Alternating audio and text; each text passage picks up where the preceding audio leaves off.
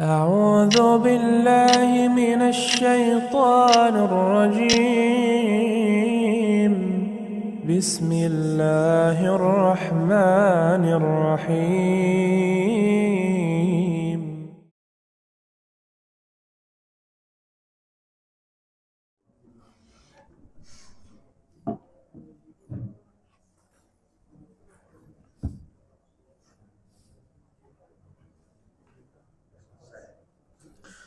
Bismillahirrahmanirrahim.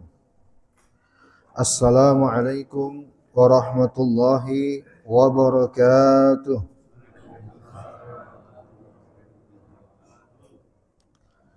Alhamdulillahilladzi hadana lihadza wa ma kunna linahtadiya laula an hadanallah. Ashhadu an la ilaha illallah wahdahu la syarika lah. Wa ashhadu anna Muhammadan abduhu wa rasuluhu safiyyuhu wa khaliluh. La rasula wa la nabiyya ba'dah. Qala Allah Ta'ala ya ayyuhalladzina amanu taqullaha haqqa tuqatih wa la tamutunna illa wa antum muslimun wa ba'd. Hadirin jamaah Masjid As-Salam, bapak-bapak, sesepuh dan ibu-ibu kaum muslimin jamaah yang semoga semua senantiasa dirahmati oleh Allah Subhanahu wa taala. Alhamdulillah, dengan keutamaan dari Allah kita bisa berkumpul kembali di forum yang baik ini.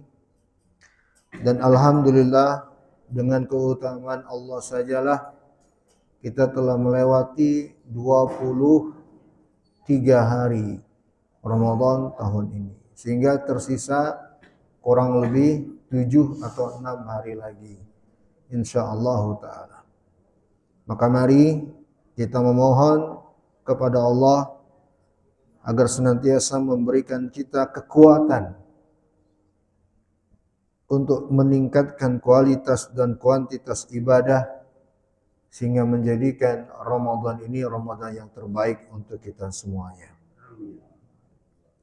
Salawat serta salam Bapak Ibu yang saya muliakan dengan tulus dan ikhlas.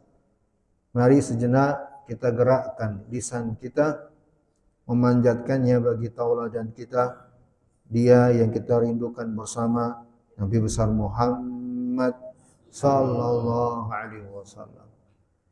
Semoga Allah memperjumpakan dan mengumpulkan kita dengan beliau di surga. Hadirin yang saya hormati dan yang saya muliakan,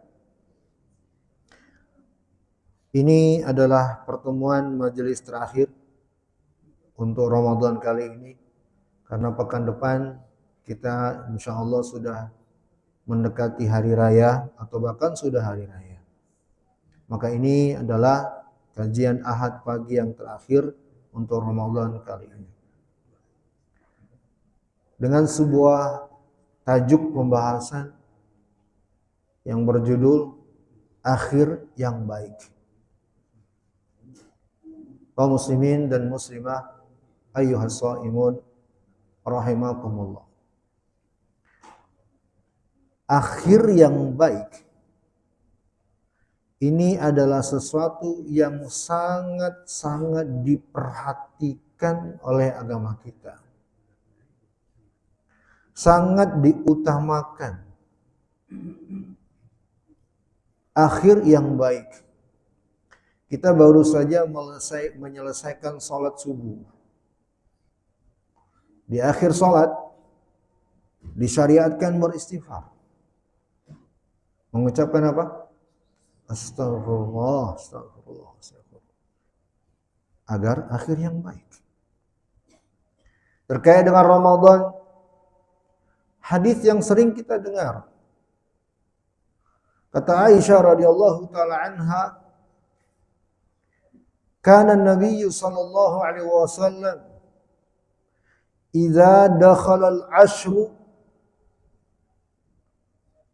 ahya lailahu wa ayqadha ahlahu wa jadda wa shiddal mi'zar.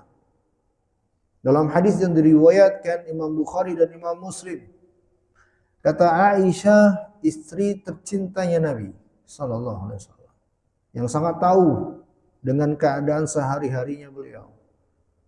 Beliau menceritakan kalau sudah masuk 10 hari akhir Ramadan, Nabi itu selalu luar biasa keadaannya dengan menghidupkan malam. Ahyal lailahu, menghidupkan malam. Kata para ulama, menghidupkan itu artinya menjauhkan diri dari tidur. Sebab tidur itu saudara mati. Yang nama tidur itu saudara kematian. Kata Nabi dalam riwayat yang lain, an-naumu akhul maut. Tidur itu saudara kematian.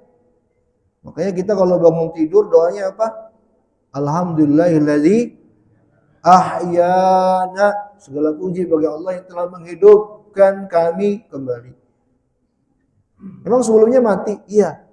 Tidur itu kematian sejenak. Maka bila dikatakan Nabi menghidupkan malamnya, itu artinya Nabi nggak tidur tuh.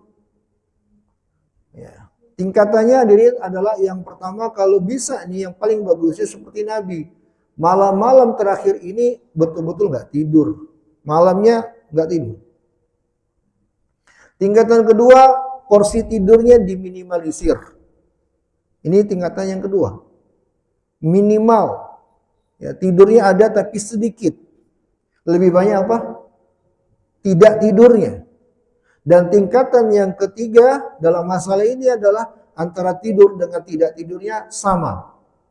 Yang tidak baik adalah tidurnya masih lebih banyak. Ini yang nggak masuk. 3 tingkatannya. Yang pertama betul-betul nggak tidur, begadang betul. Yang kedua tidak tidurnya lebih banyak. Yang ketiga seimbang antara tidur dengan tidak tidur. Ahya lailahu, Nabi menghidupkan malamnya dengan beribadah. Ini Nabi hadirin sallallahu alaihi wasallam. Ya. Betul-betul menghidupkan malam-malam 10 hari akhir. Begadang. Hendaknya kita meniru dan berupaya menauladini beliau. Memperbanyak ibadah. Dan membuat tubuh kita ini letih karena ibadah. Baca Quran terus sampai capek. Kalau capek istirahatlah sejenak. Nanti ketika terjaga ibadah lagi. Kalau nggak baca Quran, zikir, istighfar, doa sampai capek. Ketika capek istirahatlah lagi. Nanti niatkan, nanti terjaga terus begitu. Antara ibadah, capek, istirahat, ibadah, capek, istirahat. Itu aja rotasinya. Begadang hadirin. Masa iya? Ada di antara kita yang karena sepak bola bisa begadang. Betul nggak? Karena Piala Dunia dipantengin. Begadang. Sampai ada yang dia atur supaya melek, minum kopi, tapi nggak pakai gula, justru pakai garam. Katanya. Betul-betul berusaha untuk apa? Nonton bola. Nonton bola sanggup begadang. Tapi untuk ibadah? Untuk ibadah? Gempor. Teler. Gak bahaya tah. Hadirin yang saya hormati dan yang saya muliakan. Kemudian kata Aisyah, setelah itu kata beliau menghidupkan malamnya, aiqadha ahlahu, beliau membangunkan keluarganya. Membangunkan keluarganya. Ya. Kalau dulu di antara para ulama ingin mengamalkan sunnah ini, ya ini mengajak ikut serta keluarga bareng-bareng nih agar mengisi malam-malam 10 hari terakhir dengan ibadah. Di antara mereka ada yang dengan kalimat bangun, bangun, ayo ibadah. Karena kita nggak tahu bisa jadi ini tahun terakhir kita bertemu dengan Ramadan. Terus diulangi kalimat itu. Karena bisa jadi tahun terakhir kita bertemu Ramadan. Membangunkan keluarga. Kemudian yang ketiga kata Aisyah, dan beliau itu jadda, bersungguh-sungguh, wa syiddal mi'zar, dan mengencangkan tali pinggang. Hadirin yang saya hormati dan yang saya muliakan, ini semua kalimat menunjukkan Nabi SAW itu kalau sudah 10 hari akhir, maka tingkatan mujahadah dan kesungguhan beliau dalam ibadah meningkat, memuncak, gaspol. Itu Nabi kita, Nabi besar Muhammad sallallahu alaihi wasallam. Untuk apa? Untuk berusaha agar mendapatkan akhir yang baik. Adanya syariat i'tikaf di 10 hari terakhir Ramadan itu juga supaya kita berusaha mendapatkan yang namanya akhir yang baik. Hadirin yang saya hormati dan yang saya muliakan, ini judul kita, tema kita di sini nih, akhir yang baik. Karena betapa pentingnya kondisi terakhirnya itu. Dalam agama kita yang paling penting bagaimana akhir, hadirin. Bukan bagaimana awalnya. Nah, inilah bedanya. Allah Subhanahu wa taala dengan rahmatnya mengutamakan bagaimana akhirnya kita, bukan bagaimana awalnya kita. Kalau manusia enggak. Kalau manusia justru prinsipnya kesan pertama itu yang paling apa? Menentukan. Kalau baiknya, kalau awalnya baik, oh itu akan pengaruh dalam perjalanan. Kalau awalnya buruk, oh itu akan pengaruh dalam perjalanan selanjutnya. Kalau syariat enggak. Kalau syariat enggak. Bedanya adalah kalau mengutamakan awalnya menjadi patokan baik ya baik, kalau buruk ya buruk, maka ini seakan-akan sudah menutup kesempatan. Tapi kalau yang penting bagaimana akhirnya, itu artinya kesempatan selalu terbuka. Itulah syariat kita. Itulah rahmat Allah. Bagaimana akhir baiknya kita. Hadirin yang saya hormati dan yang saya muliakan, ada sebuah hadis. Semoga bisa kita camkan dengan seksama untuk mencambuk kita betapa pentingnya akhir yang baik itu. Rasulullah Shallallahu Alaihi Wasallam pernah mengabarkan bagaimana keadaan seseorang dengan akhirnya. Beliau bersumpah, kata beliau, "Fawallahu alladzi la ilaha ghairuh, inna ahadakum la ya'malu bi amali ahlil jannah hatta ma yakunu bainahu wa bainaha illa dhira' wa yasbiqu alaihi alkitab wa ya'malu bi amali ahlin nar fa yadkhuluha wa inna ahadakum la ya'malu bi amali ahlin nar hatta ma yakunu bainahu wa bainaha illa dhira' wa yasbiqu alaihi alkitab wa ya'malu bi amali ahlil jannah fayadkhuluha." Rasulullah, Nabi kita, Nabi besar Muhammad sallallahu alaihi wasallam pernah bersabda. Sekali lagi, ini hadis untuk kita camkan bersama agar betul-betul memperhatikan akhir kita bagaimana. Agar kita memperhatikan apa? Memperhatikan apa? Akhirnya kita gimana? Kondisi akhir, fase akhir, tahapan akhir itu yang paling penting.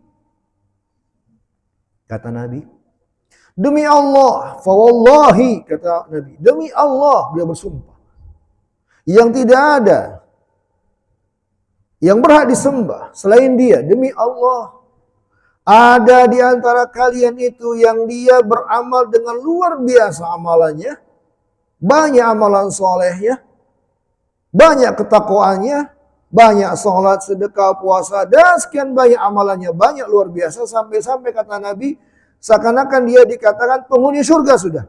Dia dengan surga seperti sudah satu jengkal aja. Karena saking solehnya, saking bagusnya amalannya, saking banyaknya terus banyak amalannya. Tapi ternyata kata Nabi, di akhir usia, takdir telah mendahuluinya dan dia beramal dengan amalan penduduk neraka di akhir usianya. Maka dia pun akhirnya dilemparkan ke dalam neraka.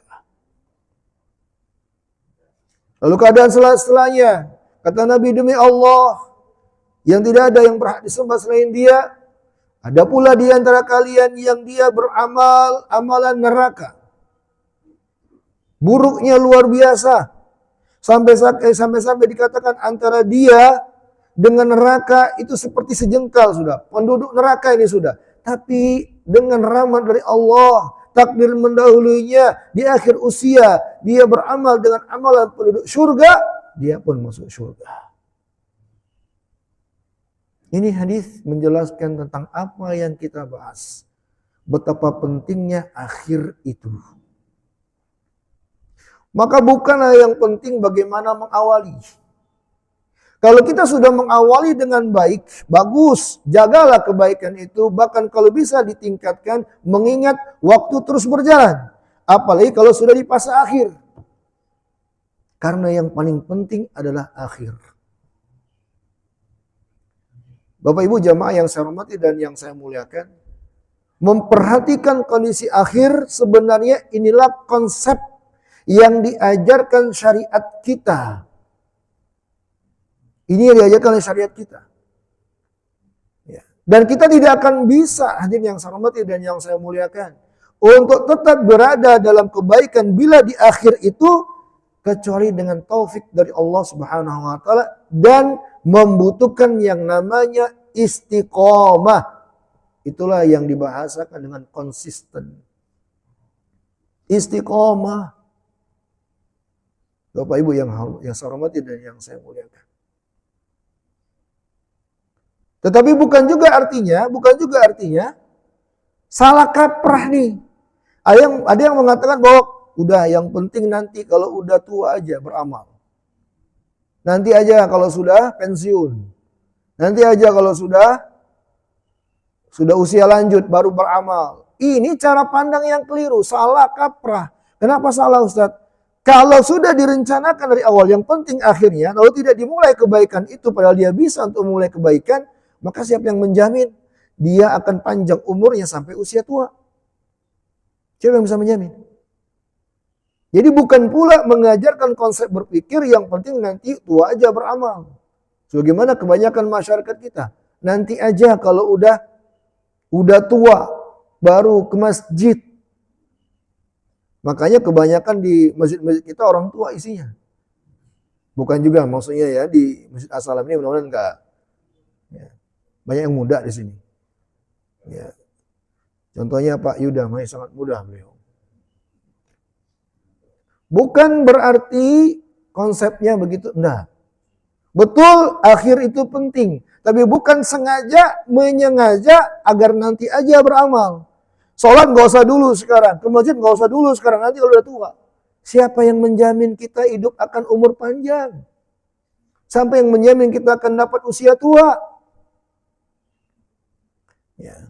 Walaupun benar bahwa yang paling penting di akhirnya kita. Bapak Ibu yang saya hormati dan yang saya muliakan, demikianlah kondisi Ramadan. Kondisi Ramadan ini bagaikan kehidupan kita sebenarnya. Yang sangat diperhatikan bagaimana kondisi akhir. Kondisi akhir. Ya. Kalau grafiknya Nabi SAW itu grafik beliau meningkat, memuncak ke atas. Kalau grafiknya kita dari atas ke bawah. Kaum muslimin jamaah yang saya hormati dan yang saya muliakan. Kalau Nabi SAW semakin dekat dengan penghujung Ramadan, maka semakin dekat dengan masjid. Kalau kita semakin dekat dengan penghujung Ramadan, semakin dekat dengan itu semua jawabannya. Apa ini? Bukanlah akhir baik. Bapak Ibu yang saya hormati dan yang saya muliakan. Semakin kencang tuh agenda belanja, bukan agenda ibadah. Sudah mau akhir Ramadan nih, beli apa nih? Habis waktunya. Bukan semakin menambah target, setelah 10 hari terakhir nanti khatam saya akan tambah. Baca Quran saya akan saya tambah. Dan i'tikaf. Itu targetnya.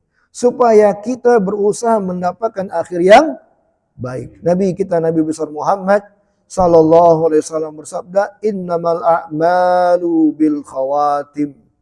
Amalan itu sangat terpengaruhi dengan di akhirnya kita. Makanya Nabi SAW mencontohkan itu. Akhir Ramadan i'tikaf. Di sini ada yang i'tikaf, Pak Yuda? Banyak, alhamdulillah. Dan menyinggung masalah i'tikaf, saya nasihatkan untuk para mu'takif ya, yang i'tikaf agar betul-betul memperhatikan etika, adab dan kondisi. Bahwa yang namanya beriktikaf itu bukanlah pindah tempat tidur. Dari yang tadinya tidurnya di rumah, pindah. Tidurnya sekarang di mana? Bukan itu iktikaf. Itu namanya pindah tempat tidur. Yang namanya iktikaf, hadirin, kalau kata para ulama kita seperti Imam Ibnu Rajab, i'tikaf itu adalah qat'ul la'iq an kulli khala'iq littisalil khaliq bi khidmatil khaliq. Yang namanya i'tikaf itulah memutus hubungan dengan makhluk untuk menjalin hubungan dengan intens kepada Sang Pencipta dengan beribadah. Maka sederhananya, saudara-saudaraku yang i'tikaf, kalau Anda beriktikaf, tanamkan target, tanamkan prinsip, kuantitas ibadah harus bertambah. Harus menambah kuantitas, ya tentunya kualitas juga. Porsi ibadah harus bertambah. Keberadaan kita di masjid itu dengan perlunya adalah, esensinya adalah menambah kuantitas ibadah. Bukan datang ke masjid yang keadaannya nggak ada perubahan, sama aja bahkan lebih buruk dengan di rumahnya. Ini bukan i'tikaf, bukan i'tikaf sama sekali. Ya, ini yang pertama yang ingin saya nasihatkan kepada yang beriktikaf. Yang kedua, bagi mereka yang beriktikaf, mohon perhatikan adab-adab. Mereka yang beriktikaf itu harus memperhatikan adab keberadaan mereka di masjid. Dengan menjaga kenyamanan, dengan menjaga kebersihan, dengan menjaga suasana yang baik di dalam masjid. Ya, Rasulullah Nabi kita Nabi Muhammad sallallahu alaihi wasallam itu mengingatkan, wa inna hadzal masjid, masjid ini bukanlah tempat yang kotor-kotor. Maka kalau ada yang beriktikaf, hendaknya memperhatikan ini. Ya. Tidak menimbulkan bau-bau yang tidak sedap. Jangan gara-gara i'tikaf menimbulkan bau yang tidak sedap. Menimbulkan suara yang mengganggu.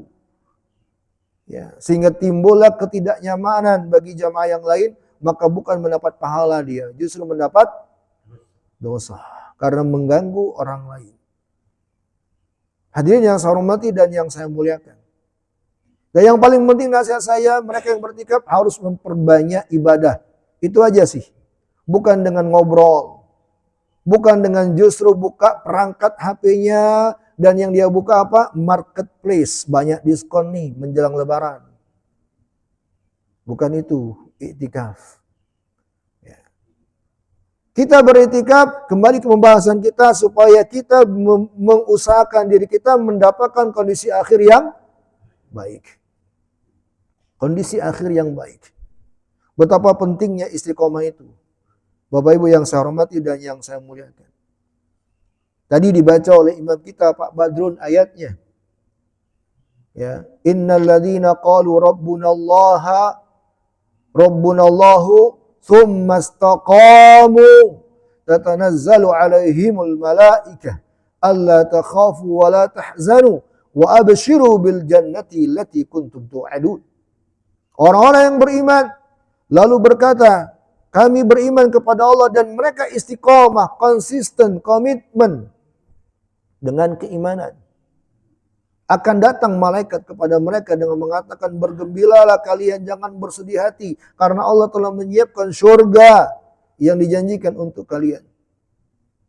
mereka yang istiqomah. Maka Bapak Ibu yang saya hormati dan yang saya muliakan, Ramadan ini dengan segala kebaikan yang kita telah mengisinya, itu bukan hanya untuk Ramadan sebenarnya. Bukan hanya untuk Ramadan. Tapi semua kebaikan itu agar kita membiasakan diri kita dengannya sehingga nanti kita akan terus bawa bila keluar dari Ramadan. Itu tujuannya.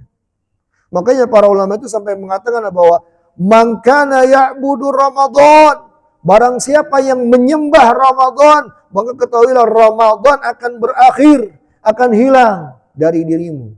Dan barang siapa yang menyembah Allah, fa innallaha yuhyi wa la yumit, karena maka sungguhnya Allah itu Maha hidup dan tidak akan pernah berakhir. Hadirin yang saya hormati dan yang saya muliakan. Karena memang Allah perintahkan kita untuk beribadah kepada Allah bukan dengan berakhirnya musim-musim tertentu. Allah berfirman, wa'bud rabbaka hatta ya'tiyakal yaqin. Beribadahlah kepada Rabbmu sampai datang kematian. Hadirin yang saya hormati dan yang saya muliakan. Jadi bukan hanya untuk Ramadan aja semangat beribadah. Karena kita nggak tahu akhir kita bagaimana. Maka butuhnya kita istiqomah. Agar bisa istiqomah, hadirin yang saya hormati dan yang saya muliakan, perlunya kita selalu minta dan memohon kepada Allah. Minta dan mohon kepada Allah agar dikaruniakan istiqomah itu. Kalau Nabi kita, Nabi besar Muhammad Sallallahu Alaihi Wasallam, di antara doa yang sering beliau panjatkan, Allahumma ya muqallibal qulub, tsabbit qalbi ala dinik. Allahumma ya musarrifal qulub, sarrif qalbi ala ta'atik. Wahai engkau ya Allah yang membolak-balikkan hati, tetapkanlah hatiku di atas agamamu. Wahai engkau ya Allah yang memalingkan hati, palingkanlah terus hatiku kepada ketaatan kepadamu. Itu Nabi. Ya. Maka yang namanya istiqomah supaya mendapat akhir yang baik itu adalah sesuatu yang perlu kita minta kepada Allah. Agar kita tidak angkuh. Aman saya sudah banyak ibadah, saya sudah rajin ini sholat. Walaupun udah usia lanjut yang telah diisi dengan kebaikan-kebaikan. Ya, karena yang paling penting bagaimana fase akhir. Kita nggak tahu kita nanti wafat menutup usia dalam keadaan apa. Betul nggak? Ada yang tahu nggak dia? Nggak ada yang tahu. Imam Ahmad, hadirin, ini Imam Ahmad, ulama besar di masanya. Imam Ahmad. Itu pernah ketika beliau sakratul maut, menjelang kematian, keadaannya itu kadang pingsan, kadang sadar. Pingsan, sadar. Nah ketika sadar, beliau mengatakan, la. Apa artinya? Tidak. Anaknya yang bernama Abdullah ketika mendampingi ayahnya ini heran. Gak ada yang ngajak beliau komunikasi ngomong. Kok ngomong enggak. Pingsan Imam Ahmad. Sadar mengatakan la. Pingsan lagi. Nah ketika sadar untuk kesekian kalinya barulah anaknya Abdullah bertanya. Wahai ayah. Ketika engkau tadi sadar mengatakan tidak. Di antara kami tidak ada yang berbicara denganmu. Kenapa engkau mengatakan tidak dan tidak dan tidak? Imam Ahmad menjelaskan. Setiap aku sadar, syaitan datang di penghujung kakiku. Lalu mengatakan, ya Ahmad, engkau telah selamat dariku. Ya Ahmad, engkau telah selamat dariku. Ya Ahmad, engkau telah selamat dariku. Tapi Imam Ahmad menjawab apa? Tidak. Apa godaan syaitan ini? Supaya Imam Ahmad terjatuh ke dalam perbuatan apa? Bukan. Tahu apa? Supaya Imam Ahmad terjatuh ke dalam perbuatan yang namanya takabbur. Sesuatu yang mungkin sebagian kita menganggapnya sepele. Tapi ketahuilah jamaah bahwa dosa inilah yang membuat iblis diusir oleh Allah dari surga. Dosa apa namanya? Takabbur, merasa dirinya sudah baik. Merasa dirinya sudah soleh. Merasa dirinya udah banyak ibadah. Tidak ada lagi perasaan ketergantungannya kepada Allah. Tidak ada lagi perasaan butuhnya kepada Allah. Bahaya. Nah, itulah yang dipahami oleh Imam Ahmad. Maka di saat penghujung usia beliau pun, beliau tetap berusaha untuk istiqomah dengan tidak mau terjatuh ke dalam perbuatan dosa yang mungkin sebagian orang menganggap dia sepele, tapi besar di sisi Allah Subhanahu wa taala. Makanya beliau mengatakan tidak. Belum selamat saya. Belum selamat. Maka kalau ada di antara kita nih, usia bertambah, lalu semakin merasa dirinya sudah baik, jangan pernah merasa diri seperti itu. Milikilah jiwa tawadhu kepada Allah. Makin tua makin jadi. Tapi makin jadi dalam penghambaan kepada Allah. Penghambaan kepada Allah. Merasa diri semakin membutuhkan Allah. Merasa diri semakin membutuhkan istiqomah kepada Allah Jalla wa'ala. Tidaklah merasa dirinya sudah baik. Hadirin yang saya hormati dan yang saya muliakan. Memang nasihat ini terkesan untuk bapak-bapak, ibu-ibu yang udah usia lanjut. Sepertinya memang diarahkan kepada mereka. Tapi sebenarnya sejatinya bukan untuk mereka yang udah usia lanjut. Nasihat ini untuk siapa? Kita semua. Hatta saya yang paling muda barangkali di sini. Ya. Apakah saya yang paling muda di sini? Oh, ada beliau. Karena soal kematian tidak ada yang tahu. Ya. Mereka yang telah usia lanjut dengan mereka yang masih muda, bisa jadi yang muda lebih dulu. Dan betapa banyak lebih muda itu yang lebih duluan wafat. Maka sebenarnya masalah ini bukan dituju kepada mereka yang udah lanjut usianya. Bapak-bapak kita, ibu-ibu kita yang telah usia lanjut, memang mereka sangat layak memperhatikan hal ini. Mereka sangat butuh hal ini agar selalu istiqomah. Karena sudah mendekati masa berakhir. Masa berlakunya sudah mendekati akhir. Betul, mereka sangat membutuhkannya. Tapi bukan hanya untuk mereka, untuk kita semua hadirin. Ini ibarat nih, sebuah ibarat nih. Makanya namanya kematian itu kan dirahasiakan oleh Allah. Tidak ada yang tahu. Sampai malaikat pun nggak tahu. Cuma Allah saja yang tahu kematian kita. Ya. Kata Allah Jalla wa'ala di akhir surah Luqman, ya, wa innallaha 'indahu ilmus sa'ah wa yunazzilul ghaitha wa ya'lamu ma fil arham wa ma tadri nafsun madza taksibu ghadan wa ma tadri nafsun bi ayyi ardin tamut. Ada 5 yang Allah sebut. Sesungguhnya Allah itu hanyalah Dia yang mengetahui tentang turunnya hujan. Hanya Dia saja mengetahui tentang isi rahim. Ya, seorang wanita yang hamil. Hanya Dia aja yang mengetahui tentang apa yang akan kalian kerjakan esok. Dan hanya Dia yang mengetahui di mana kalian akan diwafatkan.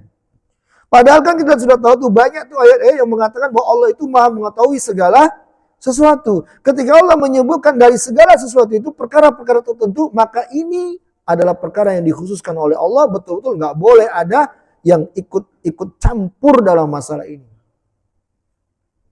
Termasuk yang kita bahas, masalah kematian. Nggak ada yang tahu. Ya. Sebuah ibarat hadirin, kalau dikatakan kepada kita, hati-hati. Nanti kalau keluar rumah hati-hati. Ada begal di luar rumah. Hati-hati, ada begal di luar sana. Ini kalimat pertama. Kalimat kedua, hati-hati. Kalau keluar, hati-hati. Di warung pojok sana, di pinggir jalan, depan sana, ada perampok, ada begal. Hati-hati ya. Nah saya tanya nih jamaah, antara kalimat pertama, kalimat kedua, mana yang membuat kita lebih waspada? Mana? Yang pertama atau yang kedua? Saya ulangi kalimatnya. Yang pertama, hati-hati. Kalau keluar, hati-hati. Nanti ada begal. Yang kedua, hati-hati. Ada begal di warung pojok sana. Nanti kalau keluar, hati-hati. Saya tanya sekali lagi, antara dua kalimat ini, mana yang membuat kita kewaspadanya lebih tinggi? Hah? Kedua, pertama hadirin. Apa bedanya? Kalau kedua dikatakan hati-hati ada begal di warung pojok, maka kehati-hatian kita ketika hanya melewati warung itu. Betul tidak? Kita bisa tidak memiliki kekhawatiran kalau nggak lewat sana. Tapi kalau dikatakan hati-hati di luar ada begal, tanpa diberitahu di mana tuh begalnya, apa yang membuat kita waspada ketika sejak melangkahkan kaki pertama meninggalkan rumah? Sudah selalu waspada itu. Itulah hikmahnya kenapa kematian itu disembunyikan, dirahasiakan oleh Allah. Tidak diberitahu kapan usia berapa kita meninggal. Tidak diberitahu di mana kita meninggal. Supaya apa? Selalu waspada. Ya. Coba kalau dikasih tahu nih, Pak Rian meninggalnya di usia sekian. Sekian loh, saya nggak menyebut angka Pak Rian. Saya Pak Rian nggak menganggap sial nih. Usia sekian. Pasti Pak Rian akan santai dia.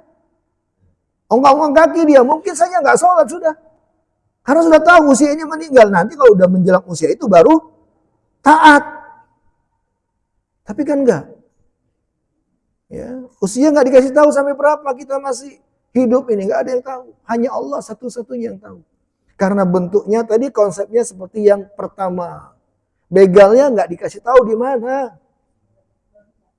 Ya. Hadirin yang saya hormati dan yang saya muliakan. Oleh karena itulah nasihat ini sebenarnya bukan untuk mereka yang sudah lanjut usianya. Mereka yang sudah lanjut usia sangat membutuhkan nasihat ini. Agar senantiasa istiqomah, berada dalam kebaikan dan memastikan dirinya berusaha untuk mendapatkan akhir yang baik.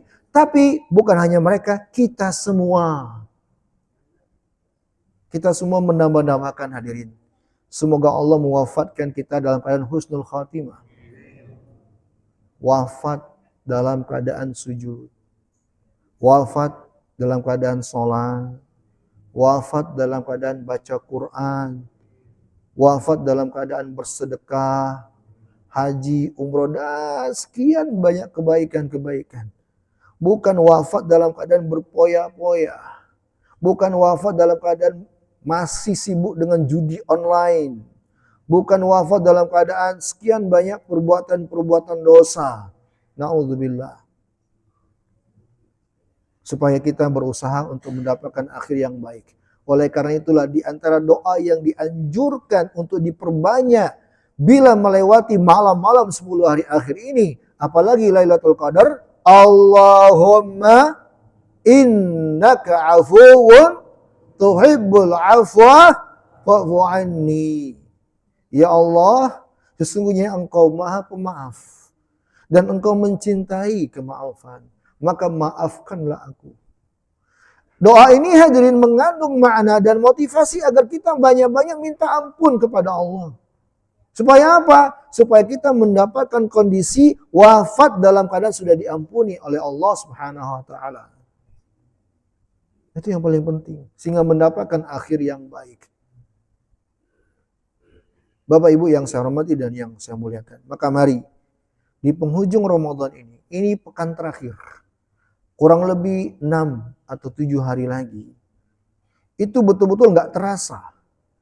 Jangankan 6 atau 7 hari. 23 hari sudah kita lewati tanpa terasa. Betul nggak? Sudah betul-betul lewat ternyata 23 hari. Seakan-akan baru kemarin. Baru kemarin kayaknya Ramadan sudah 23 hari. Kemana aja? 23 hari sudah lewat. Apalagi yang namanya 7 hari. Betul-betul nggak terasa itu. Maka pastikan kita isi 10 hari terakhir ini dengan kuantitas atau porsi ibadah yang bertambah.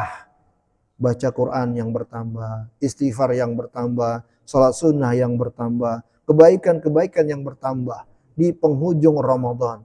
Agar kita betul-betul mengusahakan diri untuk mendapatkan akhir yang baik. Wallahu ta'ala alam bisawab. Mungkin ini nasihat saya untuk pertemuan terakhir ini. Semoga pertemuan demi pertemuan, pekan demi pekan yang telah terselenggara di masjid ini selama bulan Ramadan ini, Allah berikan manfaat dan keberkahan. dan dengannya menjadi bekal untuk kita semua sehingga bisa menjalankan agama dan ibadah dengan baik. Dan saya secara pribadi mohon maaf sebesar-besarnya atas segala keterbatasan dan kekurangan. Hanya kepada Allah saya mohon ampunan. Mohon maaf sekali lagi dan selamat menambah kualitas ibadah supaya mendapatkan akhir yang baik. Naktafi bihadzal qadar, dan kajian kita di masjid ini mungkin akan libur untuk beberapa waktu. Nanti kita tunggu informasi dari Pak Yuda dan kawan-kawan karena kita akan menghadapi Idul Fitri dan beberapa momen-momen yang lainnya. Cukup materi ini sampai di sini. Jazakumullah khairan. Terima kasih banyak atas kehadiran dan perhatiannya, dan sampai jumpa pada kesempatan selanjutnya dengan memohon semoga Allah memanjangkan umur kita dalam kebaikan. Innahu waliyudzalika wal qadiru alaih. Wallahu ta'ala alam bis-shawab. Sebelum saya tutup, barangkali ada yang ingin menyampaikan sesuatu, pertanyaan atau diskusi, saya persilakan. Ya, silakan. Ada mic.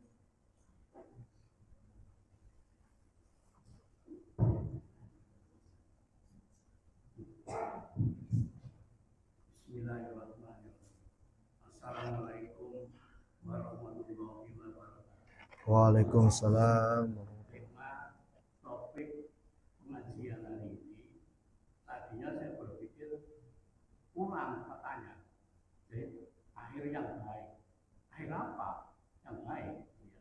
Nah, tadi pada awal ceramah disebutkan akhir Ramadan, yaitu waktunya kapan? 10 hari terakhir. Nah, apa yang dilakukan? Apa yang dilakukan Nabi Muhammad SAW pada waktu 10 hari yang terakhir? Jadi kalau akhir apa? Bukan akhir yang baik, tapi akhir Ramadan ya, sama. Tapi yang kedua tadi disebutkan, ini justru saya ingin tanya yang kedua, yaitu akhir usia yang baik. Akhir usia. Jadi ada akhir Ramadan dan akhir usia. Nah, akhir usia yang baik itu kapan? Kemudian apa yang dilakukan? Nah, tadi sudah disebutkan juga, ada kan orang meninggal, sering disebut semoga husnul khotimah. Jadi disebutkan pada waktu peristiwa ini begitu ya. Jadi akhir yang baik itu kapan? Kalau akhir Ramadan 10 hari terakhir, contohnya apa yang dilakukan? Tapi kalau akhir usia yang baik itu kapan? Apakah ada waktu orang mau meninggal itu atau bagaimana begitu, dan perbuatan apa yang baik itu di akhir usia yang baik itu. Sekian saya kira, terima kasih. Assalamualaikum warahmatullahi wabarakatuh. Waalaikumsalam warahmatullahi wabarakatuh. Bismillah wassalatu wassalamu ala Rasulillah wa ala alihi wa ashabihi wa ala.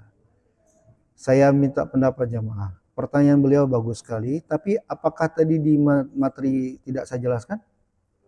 Sudah saya jelaskan belum? Sudah sangat jelas sebenarnya di materi tadi. Bahwa pembahasan tentang akhir memang bukan akhir sesuatu. Semua yang namanya akhir dalam agama kita, Pak, yang namanya akhir itu paling penting. Akhir Ramadan tentulah terkait dengan kondisi kita sekarang. Itu yang kita inginkan. Apalagi yang namanya akhir usia. Yang namanya akhir itu sangat penting. Semua akhir. Tadi saya sudah terangkan sangat jelas bahwa dalam agama itu bukan bagaimana mengawali baik, tapi bagaimana akhirnya yang baik. Akhir apa Ustaz? Semua yang namanya akhir. Semua yang namanya akhir. Kenalan kita bagaimana akhir. Kondisi pertemuan kita bagaimana akhirnya. Apapun dalam syariat kita yang namanya akhirlah yang paling penting. Makanya sholat, tadi saya kasih contoh. Sholat itu yang paling penting akhirnya. Bagaimana? Kenapa? Makanya diajarkan. Tutup sholat dengan istighfar. Supaya akhirnya baik. Akhir apa Ustaz? Akhir apapun. Akhir apapun. Apalagi sekarang Ramadan. Akhir Ramadan tentu yang kita bahas. Apalagi akhir usia. Itu juga kita bahas. Dan itu telah sangat kita bahas ya. Kalau pertanyaannya akhir Ramadan, apa yang Nabi lakukan? Sudah sangat cukup tadi telah kita sampaikan. Nabi itikaf, saya menyebutkan 3 yang Nabi lakukan tadi. Apa yang pertama? Ayo, siapa yang ingat tadi? Nabi menghidupkan malamnya. Yang kedua, mengajak keluarganya. Yang ketiga, mengencangkan ikat pinggangnya. Itu yang Nabi lakukan.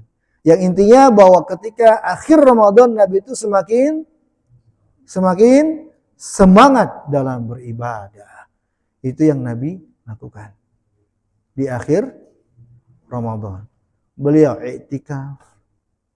Beliau betul-betul luar biasa mujahadah ibadahnya. Jadi kalau pertanyaan Bapak, apa yang Nabi lakukan di akhir Ramadan? Intinya ada sederhana, jawabannya adalah dengan menambah ibadah, kuantitas ibadah kepada Allah. Jadi bukan hanya itikaf ya, bukan hanya itikaf. Karena itikaf itu hanya amalan sunnah, tidak semua orang bisa. Yang paling penting menambah kuantitas ibadah. Kita di rumah bisa, betul nggak? Ya, yang penting itu. Itikaf itu hanya bagi yang memang sudah bisa meluangkan waktunya untuk berada di masjid. Ya, bukan itu tujuan utamanya. Tujuan utamanya adalah menambah kuantitas ibadah. Semakin berakhirnya Ramadan, semakin bertambah kuantitas atau porsi ibadah. Itulah yang Nabi lakukan dan yang Nabi contohkan. Wallahu ta'ala alam bissawab. Baik. Begitu Pak. Ada lagi yang lain? Baik Ibu. Waalaikumsalam.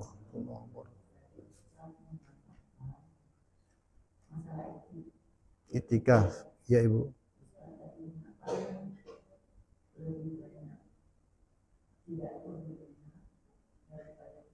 Betul Ibu.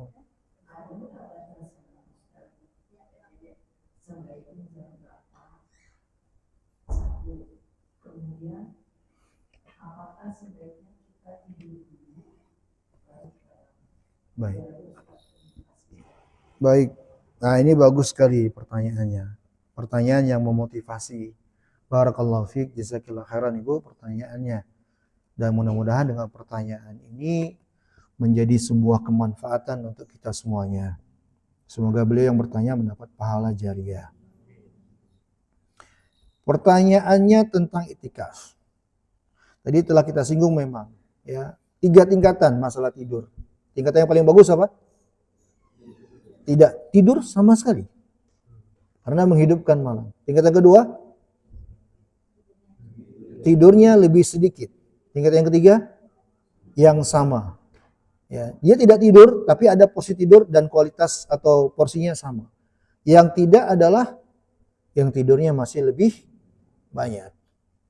Baik, hadirin yang saya hormati dan yang saya muliakan. Kalau pertanyaannya sejak kapan Ustadz? Kalau pembahasannya malam Ibu, kan malam tuh bahasanya. Nabi dikatakan, kata Aisyah tadi, ahya lailahu. Nabi itu menghidupkan malamnya. Disebut dalam bahasa diksinya malam. Nah, yang namanya malam, Ibu, yang namanya malam itu adalah setelah Isya sampai sebelum subuh. Itu yang diinginkan malam. Makanya yang namanya sholat malam itulah sholat setelah Isya sampai sebelum subuh. Sholat sunnah yang dikerjakan setelah Isya sampai sebelum subuh. Nah, inilah range atau bentang waktunya. Setelah Isya sampai sebelum subuh. Inilah bentang waktunya. Kalau ditanya sejak kapan? Sejak itu. Karena nggak mungkin kan sebelum Isya tidur. Itu kan makruh. Jadi perhitungannya setelah Isya sampai sebelum subuh. Itulah yang diinginkan. Mulailah dia tidak tidur. Saya nasihatkan nih. Untuk kita semua ya. Untuk semuanya. Apalagi yang etikaf. Kalau ingin berusaha mendapatkan perjuangan dan bisa memperjuangkan mujahadah dirinya seperti ini, ya, maka mulailah mengatur strategi sejak makan berbuka.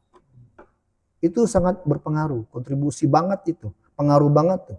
Kalau kita nih di waktu berbuka dendam kesumat, yang dilihat ini seakan-akan mau dimakan semua, itu piring juga kalau halal dimakan, wah, nggak usah tunggu tengah malam, habis Isya aja udah ngantuk pasti. Di situ rahasia. Ya, Karena memang puasa itu Bapak Ibu bukan tentang nggak makan, nggak minum sebenarnya. Tapi tentang pengendalian diri. Mengendalikan jiwa. Ya, mengendalikan hawa nafsu. Ya. Jadi nanti kalau berbuka mulailah dikontrol asupannya. Ya, apalagi makanan-makanan kelas beratnya. Yang yang karbo-karbonya. Oh, ini ditahan. Nggak usah terpengaruh. Ingat nanti malam kita mau begadang. Ya Pak Rian ya. Beliau kan mau tahkib, beliau itikaf kan. Ya, nggak tahan lihat gorengan. Tahu isi, bakwan, risol. Masya Allah. Jadi waktunya habis isya sampai sebelum subuh. Kalau pertanyaan ibu, Ustadz, apakah ada anjurannya tidur dulu, nanti bangun gitu ya? Kalau ini ibu bagus, tapi tidak untuk Ramadan. Kalau Ramadan itu keadaannya khusus. Apalagi 10 hari terakhir. Kalau anjuran itu betul di luar Ramadan. Sholat malam itu kan paling afdal sepertiga malam terakhir tuh. Waktu yang paling utama. Maka anjurannya adalah tidur dulu memang. Nanti bangun sepertiga malam terakhir. Tapi tidak untuk Ramadan. Kalau Ramadan, apalagi 10 hari terakhir Ramadan, dalilnya khusus. Karena Nabi mencontohkan tidak seperti itu. Nabi mencontohkan betul-betul dari sejak awal malam, beliau sudah berjaga.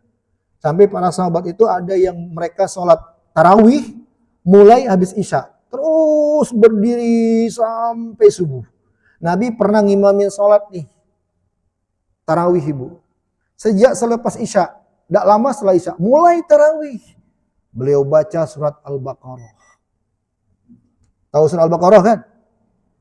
Para sahabat yang di belakang, Huzaifah, namanya Huzaifah, yang meriwayatkan hadis.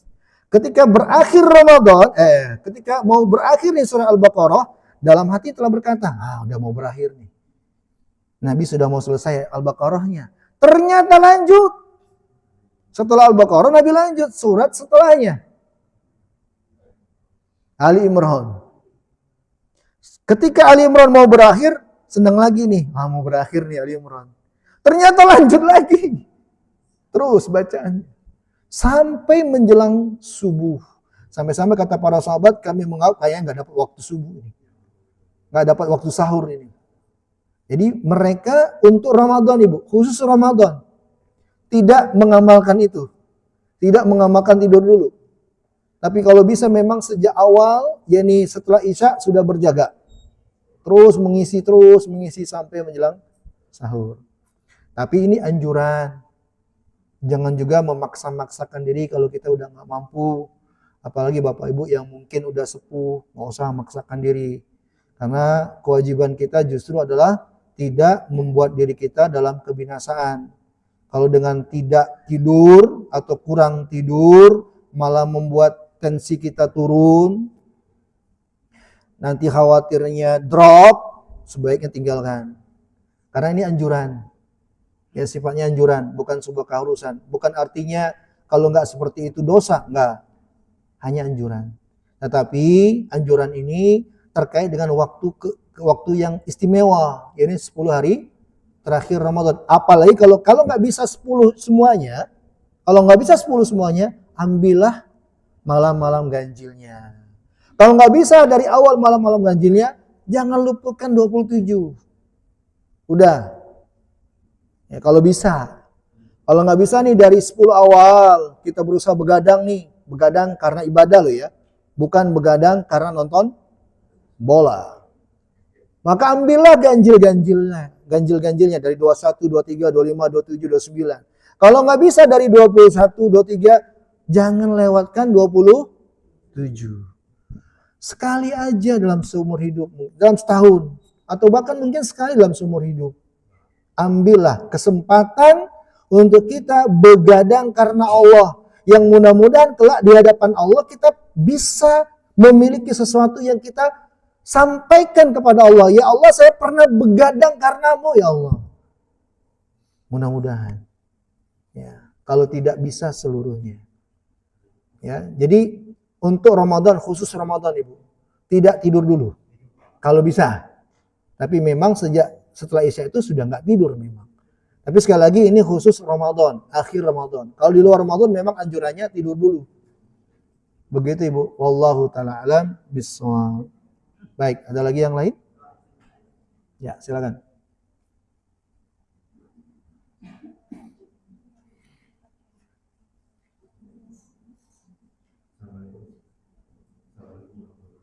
Waalaikumsalam.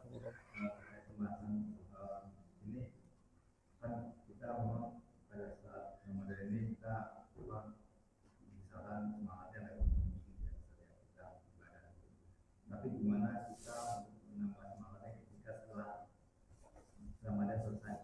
Karena ketika biasanya sudah selesai Ramadan malah jadi drop lagi semangatnya, dan juga kita gimana lebih istiqomah dan juga lebih semangat kiat-kiatnya gimana biar untuk intensitas kita semangat kita tetap sama kayak Baik. selama Ramadan. Baik. Ada doa juga untuk kiat-kiatnya. Baik, baik. Bagus. Barakallahu fiik. Ini juga penting. Dan sebenarnya udah juga saya isyaratkan di dalam materi tadi. Ya, bagaimana caranya? Tadi udah saya isyaratkan sebenarnya. Milikilah kesadaran mulai dari sekarang. Milikilah kesadaran bahwa disyariatkannya kita untuk banyak-banyak ibadah bukan hanya karena Ramadan. Tapi disyariatkannya kita semangat ibadah karena apa? Karena Allah. Ini miliki kesadaran ini nih. Penting banget ini, poin ini. Kalau kita konsep berpikirnya saya ini ibadah karena Ramadan, niscaya dia kalau Ramadan sudah habis juga tuh ibadahnya. Jadi milikilah kesadaran ini. Kita ini ibadah bukan karena Ramadan. Tapi ibadah karena siapa? Allah. Kata para ulama, barang siapa yang beribadah karena Ramadan, menyembah Ramadan, maka ketahuilah Ramadan akan berakhir. Tapi barang siapa yang beribadah karena Allah, ketahuilah Allah itu maha hidup dan takkan pernah mati. Maka milikilah kesadaran ini. Yang pertama, kita ini beribadah karena apa sih? Ya, karena Allah. Maka kalau karena ibadah, maka sepanjang hayat di kandung badan. Tak akan pernah mengenal henti mestinya. Yang kedua, perbanyak doa minta istiqomah. Makanya tadi telah saya sebutkan doanya. Nabi sering baca doa. Itu Nabi loh. Apa doa Nabi? Ini Bapak Ibu kalau bisa hafalkan ya doanya Nabi. Bagus untuk kita baca juga. Sudah hafal belum semuanya? Sudah hafal belum? Allahumma ya muqallibal qulub tsabbit qalbi ala dinik. Allahumma ya musarrifal qulub sarrif qalbi ala ta'atik. Ini doa minta istiqomah. Ya Allah, wahai Engkau yang membolak-balikkan hati, kokohkanlah terus hatiku dalam agamamu. Ya Allah, wahai Engkau yang memalingkan hati, palingkanlah terus hatiku kepada ketaatan kepadamu. Banyak-banyak doa minta istiqomah. Banyak-banyak doa. Karena kita ini sangat tergantung dengan kehendak Allah. Kita nggak tahu. Jangan pede. Jangan menganggap dirinya sudah merasa baik. Bahaya banget ini. Kemudian yang ketiga, Bapak Ibu, ini penting untuk kita semua perhatikan. Perhatikan circle di mana kita berada. Lingkungan. Karena lingkungan ini sangat pengaruh istiqomahnya kita. Kalau kita berada di circle yang semangatnya cuma Ramadan doang, habis Ramadan foya-foya lagi, niscaya kita akan terpengaruh itu. Tapi kalau Ramadan kita sudah baik, setelah Ramadan kita masih mencari lingkungan yang baik, maka insya Allah tetap akan baik. Ya. Maka penting ini memperhatikan circle. Ya. Betapa banyak orang-orang yang kebaikannya hanya di Ramadan aja, maka setelah Ramadan dia tinggalkan kebaikan-kebaikan itu. Maka ini merugi namanya. Ya. Maka ini yang ketiga, memperhatikan circle di mana kita berada. Ya. Jangan sampai terlalaikan, terlupakan. Lingkungan itu besar banget pengaruhnya, apalagi di zaman kita media sosial. Saran saya, Bapak Ibu yang saya hormati dan yang saya muliakan, 10 hari terakhir ini kurangilah porsi bermedia sosial. Kurangilah, apalagi yang mau takib, yang beritikaf. Ya, selama di masjid isilah dengan ibadah, handphone matikan dululah kalau bisa. Kalau bisa. Karena itu sangat mengganggu sebenarnya. Mengganggu banget itu.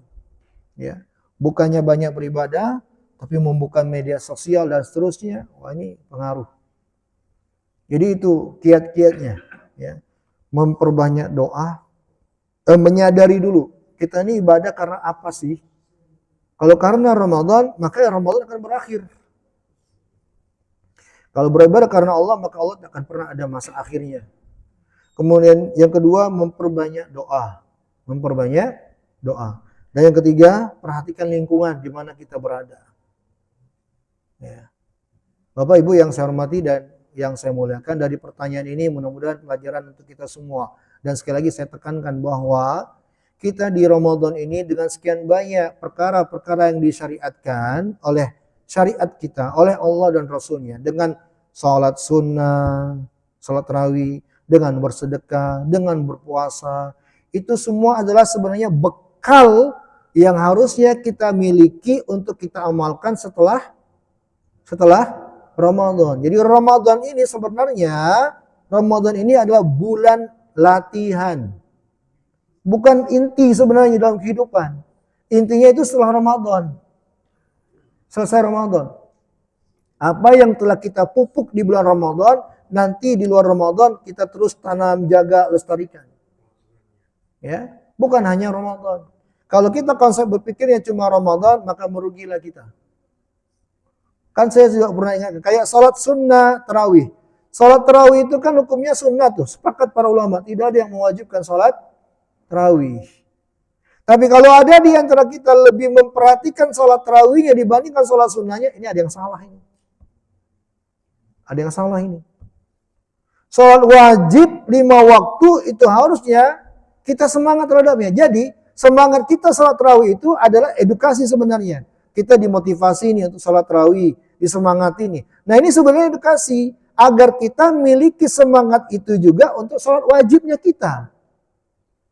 Tapi kan kebanyakan kita nggak nyadar itu. Kebanyakan kita kurang menyadari hal ini sehingga yang terjadi adalah kalau salat tarawih banyak, masya Allah. Tapi kalau salat wajib, coba lihat nih, salat zuhur, salat asar, salat maghrib, salat isya. Yang paling kentara adalah di salat zuhur, salat asar. Sebaris pun nggak full kadang. Tapi salat tarawih penuh nggak? Banyak. Nah ini ada yang masalah. Masalahnya apa? Nggak ngerti hukum. Jadi sebenarnya edukasinya adalah agar kita memiliki semangat itu untuk setelahnya. Bukan hanya di saat Ramadan ini.